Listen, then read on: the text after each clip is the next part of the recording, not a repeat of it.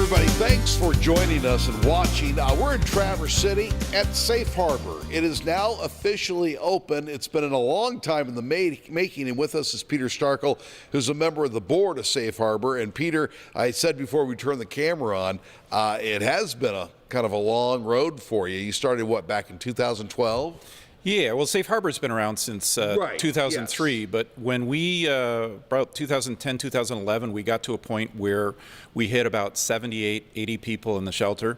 It's too much for the churches to really handle, and we decided it's time to maybe start looking for a permanent facility. So in 2013 or so, we would meet about every month to try to figure out locations, try to figure out what our facility needs would be. And then the whole process got started when Jim Carruthers, who was in the same coffee house that we were at that time was city commissioner, he came in and suggested that this building was slated for disposal, meaning the city didn't have a use for it anymore, and suggested we pursue it. So that was probably late fall of 2013. There's been a lot of discussion about the emergency shelter, as many might know. Some of it good, some of it bad, but here you are, and I got to tell you, this building looks fantastic. It's a building full of ideas. It's just a square building. I mean, there's nothing exciting about the building, but it's the little ideas that went into it that's going to make it more comfortable for our guests, make it more effective for our volunteers. That's really going to make it a stellar shelter. We had a chance to bring people who run shelters around the state through it about a month ago, and they were really impressed with some of the small details that we've managed to put in. And it all came from listening to our volunteers, listening to community concerns.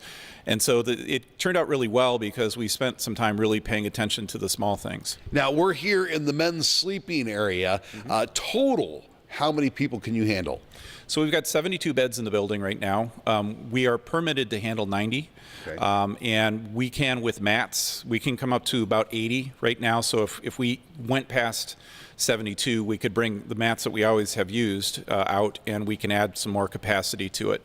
But we're permitted to do 90. We've got 72 beds. So now that you're open, what is the process for somebody who needs a place to stay now that things are really starting to get much colder? Nothing really changes that way. We're open. We've never turned anybody away in the history of the organization, and we don't anticipate that to be the case ever.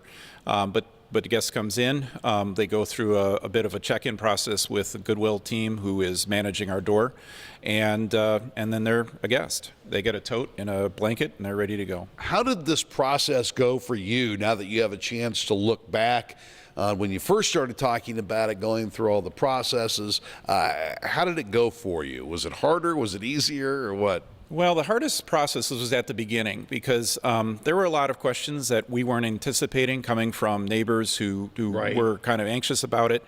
So we really had to do a good job of first kind of explaining what we do and explaining how we'll operate. And there were some great questions that actually went into the way we designed the building from the neighbors. And so we did a lot of listening. I joke that I probably drank 1,000 cups of coffee, sitting down and talking to people. But that process was, it got heated at times, especially at the city commission meetings, when you'd have, a couple of people who are very loud and very kind of passionate about their opinions. But in the end, a sizable majority, like 75% to 25%, were in support of what we're doing, and that's the way things went with the city. And also here at the Emergency Winter Shelter, there's a control center where there are several monitors, or you can see what several cameras are looking at in the facility and outside the facility, so you can kind of keep an eye of what's going on. Yeah, actually, Control Center is a new feature. That's something that's going to change from the way we've always operated. That's actually where we run the showers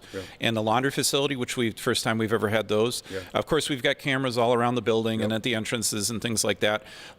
But that's going to be a new role for us when a volunteer will kind of run the building every night, and that's where they'll be stationed and keeping an eye on everything. Well, everything looks wonderful. You're pleased with the way it turned out? I'm more than pleased. You look at drawings for 3 years, on a piece of paper, and then you walk into the building, and it's like a slow progression. But at some point, you walk into the building, and it's almost done. And I mean, every one of us who put a lot of time into it got a little teary-eyed at one point or another throughout the process, and it just kind of hits you. And it's a phenomenal building now. I mean, I just can't say. I mean, you look at it, it's a great facility, and I'm really happy the way that it turned out. Thank you very much for your time. Thank you. at the emergency winter shelter in Traverse City on Wellington Street. I'm Vic McCarty for My News 26.